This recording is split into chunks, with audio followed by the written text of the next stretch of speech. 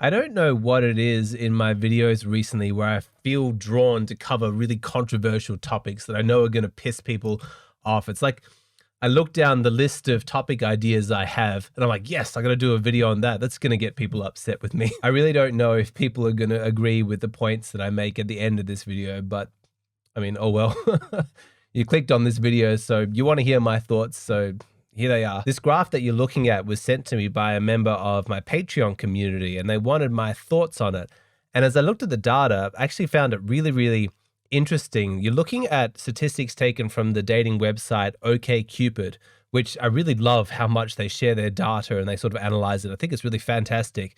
So what you're seeing here is going on the axis is the male person's age, but then you're also seeing the deviation in the age of the women that they're okay matching with. So this upper line that you've got here, that's the oldest age that they're saying, yes, I'm happy to match with someone of that age. And you can see as the man gets older, he's okay with the women of the age, that he matches with also getting older. And it's pretty consistent, it's like 3, 4, 5, 6 years above. What doesn't follow at the same rate is the youngest allowable match. You can see that's very sluggish. It's a lot slower to catch up. What this is really saying is that as the man gets older, he's still okay with matching with younger women. Of course, that part of the data is really no revelation because if you've been paying any attention, you know that men are attracted to young women because youth is a really important indicator of fertility, which is what drives male attraction. Youth, health, beauty. But where this data gets interesting is the color coding that they've got. So you can see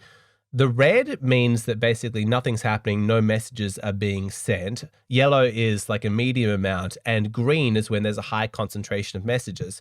And so you can see right in that bottom corner there, all the young women, like the 18, 19, 20-year-olds, that's where the greatest concentration of messaging is happening. And what's happening in the other bottom corner is even more revealing because what you're looking at there is that even though men have stated in their dating profile preference that they don't really want to match with women below this age, their messaging, who they're sending the messages out to, speaks a completely different story. It's not the case for the oldest allowable match. You can see that men have got that line, I don't want to match with women, above that age, and they're pretty consistent to their word. They're not sending messages to older women than that. The color matches with the line, but not on the bottom one. So even if a man says, I don't want to match with a woman who's under 35, statistically speaking, that doesn't mean that he's not actually messaging women younger than that. I think as a sort of abstract notion of morality, a lot of older men don't want to think of themselves as people who are attracted to young women. No, I'm not going to try and match with those women. But when the reality of a good-looking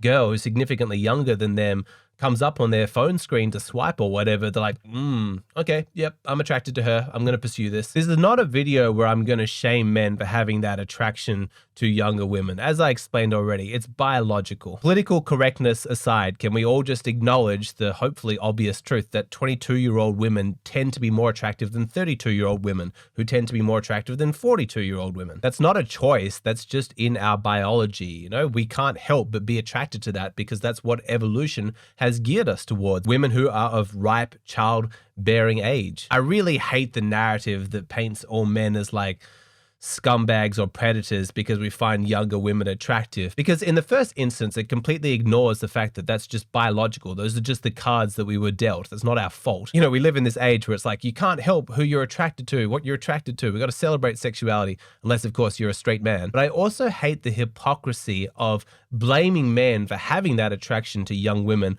while at the same time, the media just crams down our throats at every opportunity images of young women. There's just so much demonization of men as the consumers and very little attention given to the people actually promoting this stuff. Like the fashion industry really shouldn't be above scrutiny here because so many of those high-end models are like 14, 15. Their faces, their bodies plastered on billboards and magazines held up as like, yes, this is the highest, peak of beauty. Why is that okay? I don't think it's appropriate for adult men to be viewing those kind of teenage girls as like images of beauty. I remember I watched this movie called The Runaways. It wasn't a very good movie. I wouldn't recommend it, but it had that child actress Dakota Fanning in it, and she played like this drugged out like rock star kind of girl. And there were hardcore scenes, like girl on girl scenes, and she's in her underwear and things like that. I was like, whoa, this is weird. Like, I watched that actress when she was a kid, and I discovered that at the age of shooting that film, she was only 15 years old. That's weird. Like, what's with the media sexualizing young women and at the same time condemning men for finding young women attractive? I don't want to get lost on the tangent. I just really hate the hypocrisy of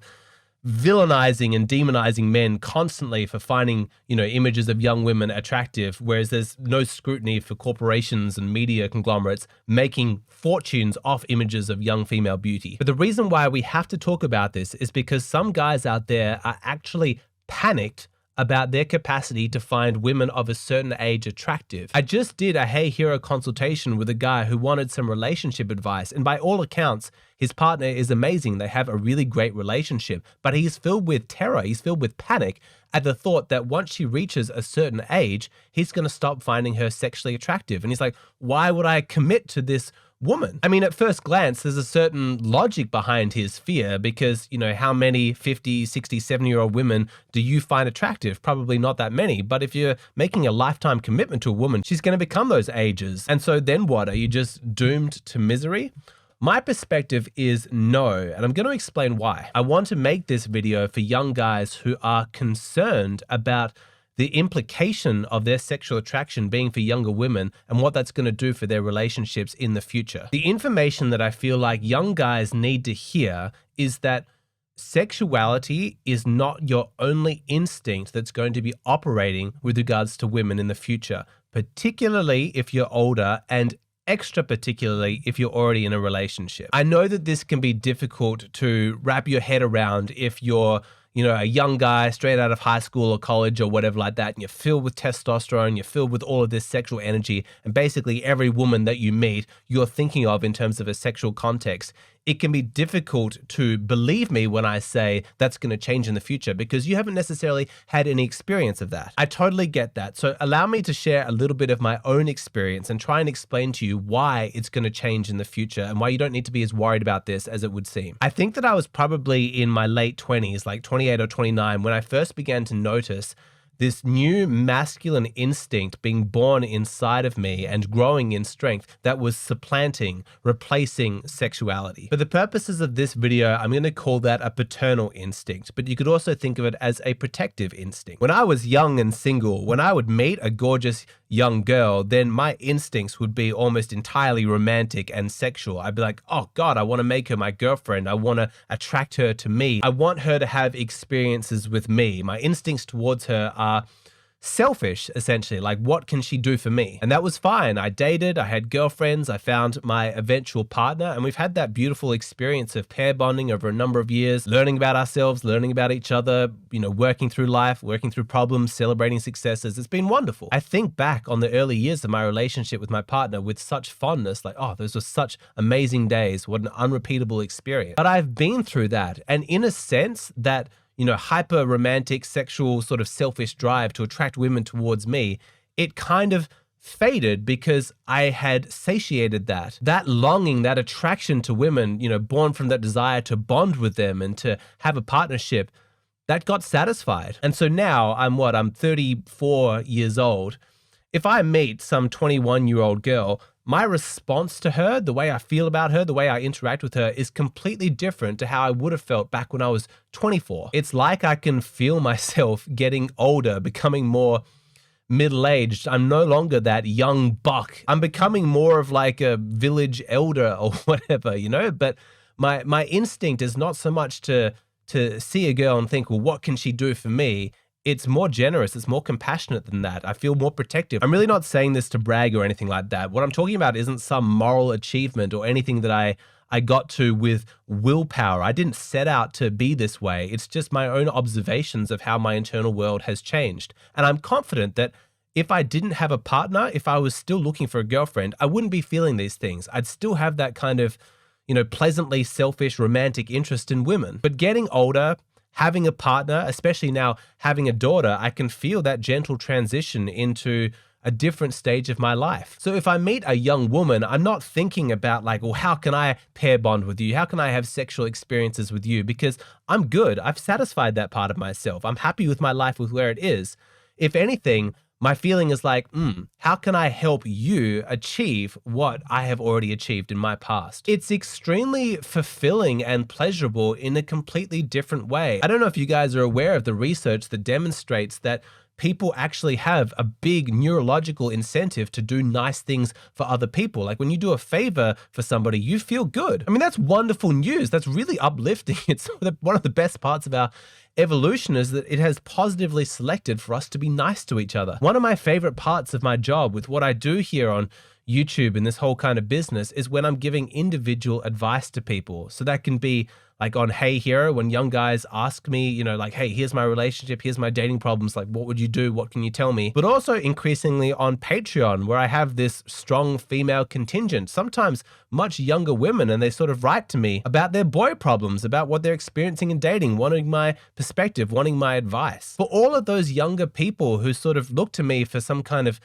guidance, it's such a pleasurable experience to be able to offer that. It makes me feel like I'm helping my fellow man. It makes me feel kind of paternal, like I feel protective. And when somebody writes back like, oh, thank you so much, I spoke to my girlfriend or my boyfriend, you know, about what we talked about and your advice helped so much, the feeling is just overwhelmingly good. It's so fulfilling. But the reason why I'm telling you this is because I want those young guys in the audience who are concerned about the supremacy of their own sexual impulse to understand that as they get older, don't be surprised if that protective paternal instinct starts to assert itself more strongly, and therefore your sexual instinct starts to fade in importance. Maybe you're worried that when you're 30 or 40 or 50, you know, and your wife is the same age, that you're going to have wandering eyes, that every time you eat at a restaurant and there's a young pretty waiter, you're going to be secretly resenting your wife and wishing you could go and have an affair with that young girl. But I'm here to tell you, I don't think that's what's going to happen. I know that OkCupid data, you know, shows that men have that strong bias towards young women, but those are single guys. When you're in a relationship, when you've found your high quality woman and you're settled down and you're happy with your life,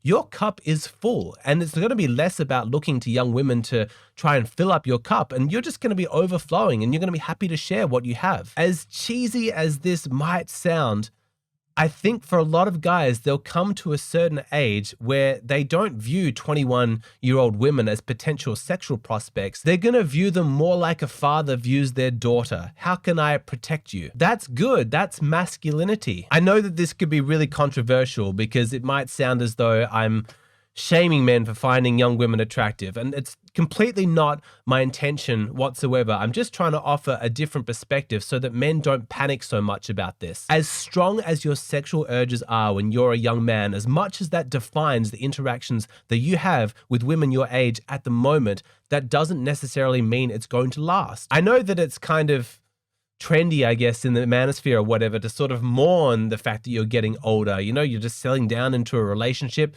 You know, you're losing your testosterone. Oh, what an absolute tragedy.